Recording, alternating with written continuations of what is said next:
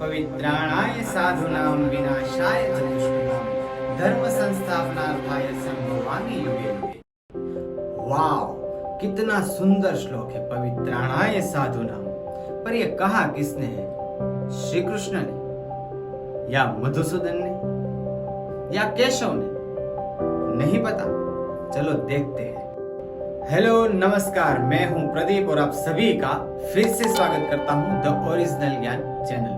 दोस्तों, आज हम जानने वाले हैं भगवान श्री कृष्ण के कितने नाम हैं, उसका मतलब क्या होता है और भगवान को ये नाम किसने दिए हैं। ये वीडियो बहुत ही मजेदार होने वाली है। पर दोस्तों, मैं यहाँ पे एक बात आपको क्लियर कर दूं कि महाभारत के अंदर वेदव्यास जी ने अनुशासन पर्व में एक स्तोत्र कहा है। उस स्तोत्र का नाम है विष्णु सहस्त्र नाम।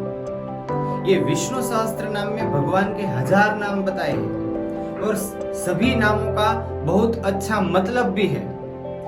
अगर वो नाम को ये वीडियो में हम लेंगे तो ये वीडियो 3 से 4 दिन तक कंटिन्यू चलेगा और इतना टाइम तो हमारे पास है नहीं। शायद आपको भी बहुत सारा काम होगा, इसलिए हम क्या करते हैं कि आज हम भगवान कृष्ण के वो ही नाम लेते हैं जो श्रीमद् भगवत गीता में उपयोग किए गए हैं। अर्जुन या संजय ने भगवान के लिए जो बोला है वही नाम सिर्फ देखते हैं। वो कहते हैं ना कि नामों में क्या रखा है ये नहीं, बल्कि नाम कैसे रखते हैं वो सीखते हैं। तो शुरू करते हैं। पहला नाम है कृष्ण। कृष्ण के बहुत से अर्थ है। कृष धातु से शब्द आया, उसका मतलब ये होता है खेत जोतना या आकर्षित करना। ऐसे में कृष्ण का मतलब होता है जो सबको अपनी ओर आकर्षित करता है, इसे कहते हैं कृष्ण। या ऐसे कह दे कि पूरे विश्व के प्राण जिसके अंदर है वो है कृष्ण। दूसरा नाम है अनंत रूप। अनंत रूप यानी जिसके अनेक रूप हो, इसे कहते हैं अनंत रूप। कई सारे so called writers, western culture के राइटर्स लिखते हैं कि श्री कृष्ण बहुरूपीय थे, लेकिन मैं आपको एक यहाँ पे क्लियर कर दूं कि मेरे भी कई सारे रूप है। जैसे कि मैं किसी का भाई हूं, किसी का बेटा हूं, किसी का दोस्त हूं, तो मेरे जीवन में भी कई सारे रोल में प्ले करता हूं। वैसे ही श्री कृष्ण भी कई सारे रोल वो प्ले करते हैं। इसकी वजह से उसके अनेक रूप है। जैसे हमने स्टार्टिंग में देखा, पवित्राणाय साधूनाम, वो साधुओं का रक्षण करने के लिए आते हैं। विनाशाय च दुष्कृताम, वो दुष्ट लोगों का नष्ट करने के लिए आते हैं। मतलब जैसे के सामने तैसा। इसके हिसाब से ये अनंत रूप उसको नाम मिला है। तीसरा नाम है अच्युत, जिसको कभी क्षय न लगता हो या जिसका कभी भी अधःपतन ना हो, जो सदैव स्थिर हो, अटल हो, ऐसे कहते हैं अच्युत। चौथा नाम है अरिसुदन। अरिसुदन यानी जो दुश्मनों का नाश कर दे, भक्तजनों के जो दुश्मन है उसका नाश कर दे, इसे कहते हैं अरिसुदन। या ऐसे भी कह सकते हैं कि दुश्मन जिसका नाम सुन के थर थर कांपने लगे, इसे कहते हैं अरिसुदन। पांचवा नाम है केशव। उसका हिंदी में मतलब होता है जिसके लंबे और सुंदर बाल है, और संस्कृत में भी उसका मतलब है जैसे केशव का क से ब्रह्मा और शव से शिव होता है, यानी जो ब्रह्मा और शिव को वश में रखने वाला, इसे कहते हैं केशव। छठा नाम है दोस्तों कमल पत्राक्ष। कमल पत्राक्ष यानी कमल के पान की जैसी जिसकी विशाल और सुंदर आंखें हैं। सातवां नाम है गोविंद, जिसका हिंदी में मतलब होता है चरवाहा, लेकिन संस्कृत में उसका अलग ही मतलब है। संस्कृत में वो गौ शब्द से बना है गोविंद, और गौ का मतलब होता है इंद्रिया, यानी सभी इंद्रियों का जो सर्वव्यापी शासक है उसे कहते हैं गोविंद। और गौ का दूसरा मतलब भी है, दूसरा मतलब है वेद, यानी गोविंदा यानी जो सर्वश्रेष्ठ है, कि जिनको हम वेदों के माध्यम से जान सकते हैं, इसे कहते हैं गोविंद। आठवां नाम है केशिनी शुदन। केशिनी नामक दैत्य था जिसका आकार घोड़े के जैसा था। उसका नाश करने वाला यानी केशिनिशूदन। 9वां नाम है जगतपति, यानी पूरे जगत के जो पति है वो है जगतपति कृष्ण। 10वां नाम है जगन निवास। इसका मतलब ये होता है कि पूरे जगत के अंदर जो बसता है वो है जगतपति, या उससे उल्टा भी कह सकते हैं कि पूरा जगत जो है, समग्र जगत जिसके अंदर बसता है वो है जगतपति। 11वां नाम है जनार्दन। जनार्दन यानी जो दुश्मनों का नाश करे उसे कहते हैं जनार्दन, या ऐसे भी कह सकते हैं कि जो भक्त लोग हैं उनके जो दुश्मन है उनका जो बिना यत्ने नाश कर दे वो होता है जनार्दन।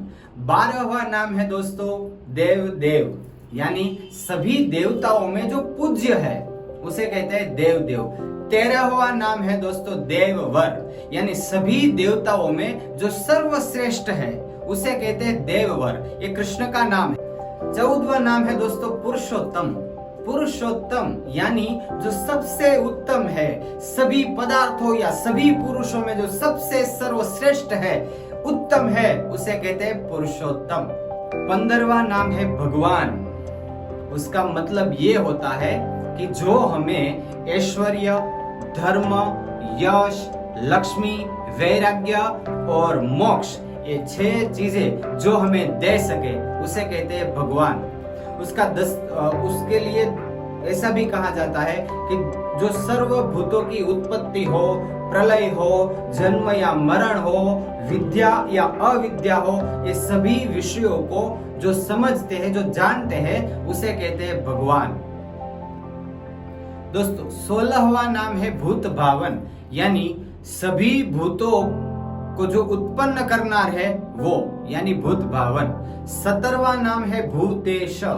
भूतेश यानी सभी भूतों के स्वामी, सभी भूतों के पति। 18वां नाम है दोस्तों मधुसूदन, यानी मधु नाम के दैत्य को जो मारनार है वो है मधुसूदन। 19वां नाम है दोस्तों महाबाहु। महाबाहु यानी जिसके हाथों में सब कुछ करने का सामर्थ्य हो, जो सब करने के लिए समर्थ हो, इसे कहते हैं महाबाहु। 20वां नाम है दोस्तों माधव। माधव का एक मतलब ये होता है, माधव यानी माया या लक्ष्मी का पति, और दूसरा मतलब मधु से माधव आया है, तो मधु का मतलब होता है शहद, और दूसरा मतलब है बसंत ऋतु। तो ऐसे में माधव का मतलब है जो सबसे सुंदर और सबसे मधुर है वो है माधव। 21वां नाम है यादव। जिसका यदुवंश में जन्म हुआ हो उसे कहते हैं यादव। 22वां नाम है दोस्तों योग वित्तम, यानी योग को जो लोग जानते हैं उन सभी लोगों में से जो श्रेष्ठ है उसे कहते हैं योग वित्तम। 23वां नाम वासुदेव, यानी वसुदेव जी के पुत्र। 24वां नाम है दोस्तों वाष्णी। जिसका जन्म वृष्णि गोत्र में हुआ हो उसे कहते हैं वाष्णी, या ऐसे भी कह सकते हैं भगवान का जिस गोत्र में जन्म हुआ उस गोत्र का नाम बन गया वृष्णि, और उसकी वजह से भगवान को नाम मिला वाष्णी। 25वां नाम है दोस्तों विष्णु, यानी सर्वव्यापक, जो हर जगह पर है, सभी जगह पर। जैसे हमने जगन निवास देखा था, ऐसे ही सिनोनिम्स, इसका ही सिनोनिम्स है विष्णु। 26वां नाम है दोस्तों ऋषिकेश। ऋषिकेश यानी इंद्रियों के स्वामी, सभी इंद्रियों के स्वामी। जैसे गोविंद का मतलब था, ऐसे ही ऋषिकेश का मतलब है। 27वां नाम है दोस्तों हरि। हरि का मतलब संसार के जो सभी दुख है उसको हरनार, उसको नष्ट करनार, यानी हरि। ऐसे कुल मिला के 27 नाम है भगवान श्री कृष्ण के, कि जिनका उपयोग श्रीमद् भगवद गीता जी में अर्जुन ने या संजय ने भगवान के लिए कहे। दोस्तों भगवान को इतने सारे नाम उनके काम की वजह से मिला है। उन्होंने जिंदगी ऐसी जी है जिसकी वजह से भगवान को इतने सारे नाम मिले हैं, और सभी नामों का कितना सुंदर और भावपूर्ण अर्थ भी है। हम भी अपने बच्चों का नाम भगवान के नाम पर रख सकते हैं, और उसमें हम विष्णु सहस्त्र नाम का भी उपयोग कर सकते हैं। हम भी ऐसा नाम रख सकते हैं जिससे हमें हमारी संस्कृति सदैव याद रहे। पर दोस्तों क्या करें कि आजकल हम अपने बच्चों का नाम ऐसे रखते हैं कि जिसका कोई मतलब ही नहीं है। और ऐसे नाम हमें कूल लगते हैं। मुझे उसमें कोई दिक्कत नहीं है, लेकिन मेरा कहने का मतलब ये है कि जब भी हम नाम रखें तो हमें सोच समझ कर नाम रखना चाहिए। वैसे भी संस्कृत सबसे पहली और सबसे समृद्ध भाषा है। इसके अगल बगल में भी कोई भाषा नहीं आ सकती, इतनी समृद्ध भाषा है। तो उसको जान करके समझ करके फिर हम नाम रखें तो मेरे हिसाब से ये बहुत ही अच्छी बात होगी। दोस्तों, आज की वीडियो अगर आपको अच्छी लगी हो तो लाइक कर देना और सभी को ये शेयर भी करना। और हाँ, कमेंट करके मुझे जरूर बताना कि आज जो हमने 27 नाम देखे हैं उनमें से आपका फेवरेट नाम कौन सा है। और कई लोगों ने अभी भी चैनल को सब्सक्राइब नहीं किया तो सबसे पहले वो कर दो, ताकि जब भी मैं नया वीडियो डालूं तो आपको तुरंत मिल जाए। और हाँ दोस्तों, फिर से कहता हूँ, लाइक करना, शेयर करना, कमेंट करना और सब्सक्राइब करना। चलो तो मिलते हैं अगले वीडियो के अंदर, तब तक के लिए जय श्री कृष्ण।